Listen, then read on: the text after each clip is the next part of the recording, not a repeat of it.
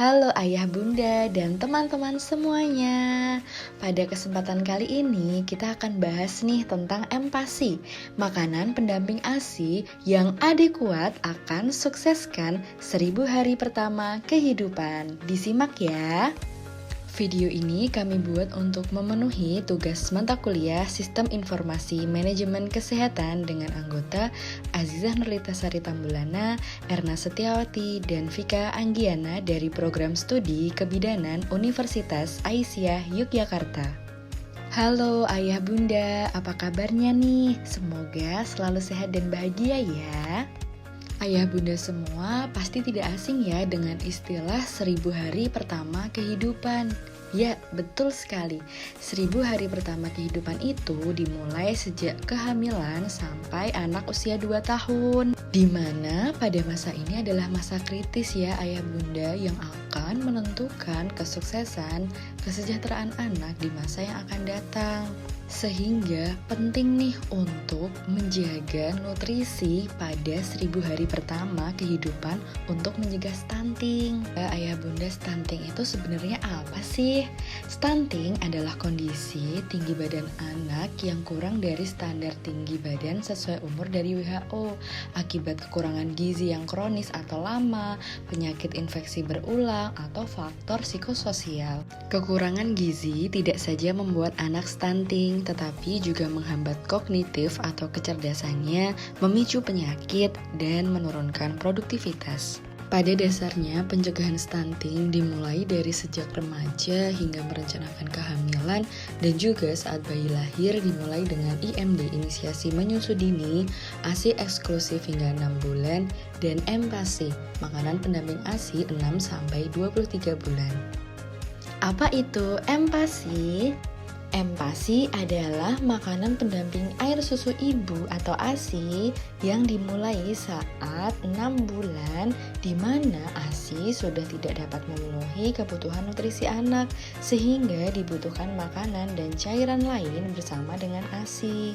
Fakta menariknya, ayah bunda, empasi itu sangat dianjurkan dimasak dari bahan lokal yang tersedia di dapur, di pasar yang kita konsumsi sehari-hari. Bagaimana ya empasi itu diberikan? Nah, sesuai dengan strategi pemberian empasi WHO, ada 4 cara. Yang pertama, tepat waktu, 2, adekuat, 3, aman higienis, dan yang terakhir diberikan secara responsif.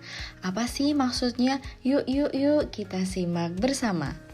Eits, tunggu dulu. Sebelumnya kita akan bahas nih guideline terbaru dari WHO tahun 2023 tentang pedoman pemberian makanan pendamping ASI untuk anak usia 6-23 bulan. Apa aja sih yang terbaru? Yuk, kita harus simak baik-baik.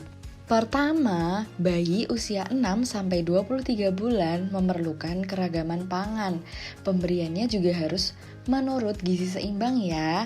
Kedua, makanan sumber hewani seperti daging, ikan, atau telur sebaiknya dikonsumsi setiap hari. 3. Buah dan sayur sebaiknya juga dikonsumsi tiap hari. Yang keempat yaitu makanan pokok berpati perlu dibatasi karena beberapa termasuk antinutrien yang akan menurunkan penyerapan nutrisi. Kelima yaitu sebaiknya pilih bahan utuh atau alami, misalnya gunakan beras bukan tepung beras. Dan yang keenam, responsive feeding atau pemberian makan sesuai sinyal lapar dan kenyang pada anak. WHO juga mengingatkan mengenai sejumlah makanan yang tidak sehat dan beresiko untuk anak 6-23 bulan. Di antaranya, makanan dan minuman tinggi gula, garam, dan trans fat tidak boleh dikonsumsi. Minuman bermanis gula maupun pemanis bukan gula juga tidak boleh dikonsumsi. Selain itu, konsumsi 100% jus buah harus dibatasi karena anak wajib belajar makan buah bukan minum jus dan risiko diare tinggi karena masalah kebersihan. Dan yang terakhir, tidak boleh mengonsumsi produk ultra proses dikemas pabrikan atau industri rumahan dengan bahan-bahan kimia. Oke, baik, kembali ke strategi pemberian empasi dari WHO. Yang pertama yaitu tepat waktu. berkaitan dengan kapan waktu yang tepat pemberian empasi, yaitu ketika ASI saja tidak cukup untuk memenuhi kebutuhan gizi. WHO dan Ikatan Dokter Anak Indonesia merekomendasikan pemberian empasi usia 6 bulan. Sistem pencernaan bayi kurang dari 6 bulan belum siap untuk mencerna makanan selain ASI.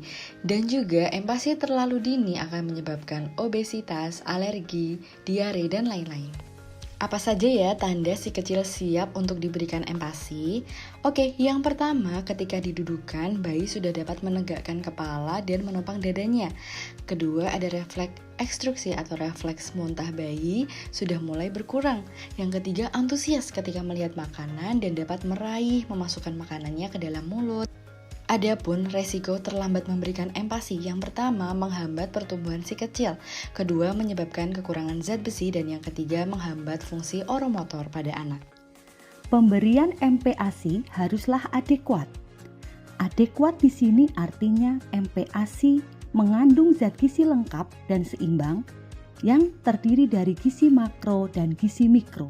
Selain itu, adekuat juga perlu memperhatikan jumlah yang diberikan kepada bayi, kemudian frekuensi dalam sehari berapa kali, serta tekstur dan konsistensinya dan variasi. Variasi di sini bisa mencakup MPASI tunggal sampai MPASI 4 bintang. MPASI 4 bintang, bintang yang pertama adalah makanan pokok atau karbohidrat. Kemudian bintang yang kedua, protein hewani yang mengandung banyak zat besi. Kemudian bintang ketiga, kacang-kacangan atau protein nabati. Serta bintang keempat, buah dan sayur-sayuran. Jumlah energi yang harus dipenuhi dari MPASI tergantung dari kelompok umur. 0 sampai 6 bulan, jenis asupannya adalah ASI dan itu sudah mencukupi kebutuhan bayi. Usia 6 sampai 9 bulan, jenis asupannya ASI dan MPASI dengan frekuensi pemberian 2 sampai 3 kali makanan utama serta 1 sampai 2 kali makanan selingan. Jumlahnya 3 sendok makan hingga setengah mangkok berukuran 250 ml dengan tekstur bubur kental. Usia 6 sampai 9 bulan, kalori yang dibutuhkan adalah 200 kilokalori per hari. Untuk usia 9 sampai 12 bulan, jenis asupan yaitu ASI dan MPASI dengan frekuensi pemberian 3 sampai 4 kali makanan utama dan 1 sampai 2 kali makanan selingan dengan jumlah setengah mangkok berukuran 250 ml.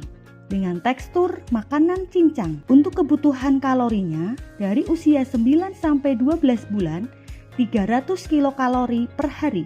Usia 12 sampai 24 bulan, jenis asupannya ASI dan MPASI dengan frekuensi pemberian 3 sampai 4 kali makanan utama dan 1 sampai 2 kali makanan selingan dengan jumlah 3/4 mangkok hingga 1 mangkok penuh berukuran 250 ml dengan tekstur makanan keluarga yang dicincang. Jumlah kalori 550 kilokalori per hari. Pemberian gula, garam, air putih harus sesuai takaran ya Bunda. Dan penting pemberian rasa yang dominan manis, asin dapat mempengaruhi preferensi rasa pada bayi. Aman dan higienis yaitu artinya proses, kemudian pembuatan dan penyajian menggunakan cara, bahan, dan alat yang aman juga bersih. Kemudian hal-hal yang harus diperhatikan yaitu yang pertama, pastikan kebersihan tangan dan peralatan makan. Yang kedua, cuci tangan ibu dan bayi sebelum makan. Yang ketiga, simpan makanan yang akan diberikan kepada bayi di tempat yang bersih dan aman. Kemudian yang keempat, pisahkan talenan yang digunakan untuk memotong bahan makanan yang mentah dan bahan makanan yang matang.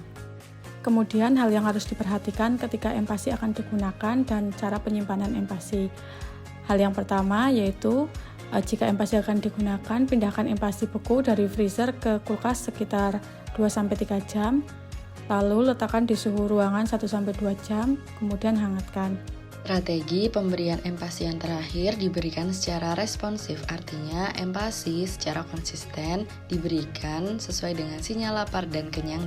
Untuk melatih si kecil mengenal rasa lapar dan kenyang, bisa menggunakan metode 2-32. 2 jam sebelum waktu makan hindari memberikan snack maupun ASI, dan 30 menit adalah waktu maksimal memberikan makan, dan 2 jam setelahnya bisa memberikan makanan, ASI maupun selingan. Dan juga tidak disarankan untuk melakukan BLW atau baby led weaning, di mana bayi dibiarkan makan sendiri. Terakhir, kita juga harus menerapkan feeding rules atau aturan makan. Pastikan jadwal makan teratur, di mana menggunakan metode 2-32 tadi untuk mengetahui sinyal lapar dan kenyang pada si anak. Lalu lingkungan yang menyenangkan tanpa distraksi. Dan juga bila anak tidak mau makan, tawarkan makanan secara netral tanpa paksaan. Jika setelah 10-15 menit tidak mau, akhiri proses makan. Dan paling penting, pemberian ASI dimulai dengan interaksi antara bunda dan bayi. Baik, itu saja yang dapat kami sampaikan. Sekian dan terima kasih. Semoga informasi ini dapat bermanfaat dan ayah bunda dapat menyukseskan 1000 hari pertama kehidupan untuk mencegah stunting pada anak.